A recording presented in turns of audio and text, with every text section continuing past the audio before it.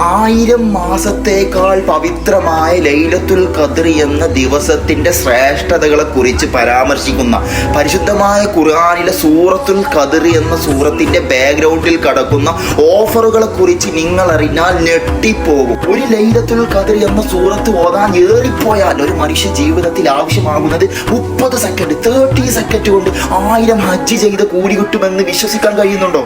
എന്നാ വിശ്വസിച്ചേ മതിയാകൂ. സ്ത്രീ പുരുഷ വ്യത്യാസമില്ലാതെ ഒരു വെള്ളിയാഴ്ച ദിവസം യൗമുൽ ജുമുഅയുടെ ദിവസം 25 തവണ ഒരാൾ ലൈലത്തുൽ ഖദ്ർ എന്ന സൂറത്ത് ഓതിയാൽ 1000 ഹജ്ജ് ചെയ്ത കൂലി അല്ലാഹു അവന് ഓഫർ ചെയ്യുകയാണ്. പുരുഷനാണ് ഇത് ഓതുന്നതെങ്കിൽ അന്ന് ലോകത്ത് ആ വെള്ളിയാഴ്ച ദിവസം എത്ര പേര് ജുമുഅ നിസ്കരിച്ചോ ആ ജുമുഅ നിസ്കരിച്ച കൂലി മുഴുവൻ ഇയാൾക്ക് അല്ലാഹു കൊടുക്കപ്പെടുമെന്ന്. അപ്പൊ സ്ത്രീയാണോ എന്നൊരു ചോദ്യം ഉണ്ടാവും. സ്ത്രീയാണെങ്കിൽ അന്ന് ലോകത്ത് എത്ര പേര് ളുഹർ നിസ്കരിച്ചു ആ ളുഹർ നിസ്കരിച്ച കൂലി മുഴുവൻ ആ സ്ത്രീക്ക് അല്ലാഹു നൽകപ്പെടുകയാണ്. അതിനെല്ലാം അപ്പുറം 1000 തവണ പടച്ച തമ്പുരാന്റെ മാർഗത്തിൽ ധർമ്മസമരം നടത്തിയ കൂലി കൂടി പ്ലസ് ആഡായിട്ട് എമ്മാതിരി ഓഫറുകളാണ് മക്കളെ.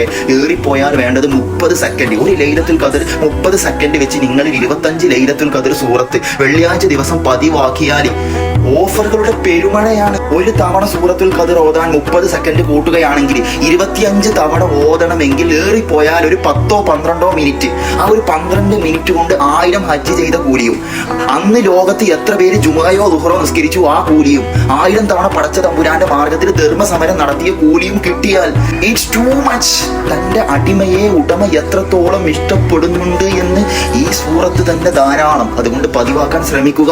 അതുപോലെ നിങ്ങൾ നന്മ ആഗ്രഹിക്കുന്ന നിങ്ങളുടെ ഏതെങ്കിലും ഫ്രണ്ട്സോ ഫാമിലി മെമ്പേഴ്സോ ഷെയർ ചെയ്താൽ മുതലാവുന്ന ഉറപ്പുള്ളവർക്കും വിട്ടുകൊടുത്തോണി.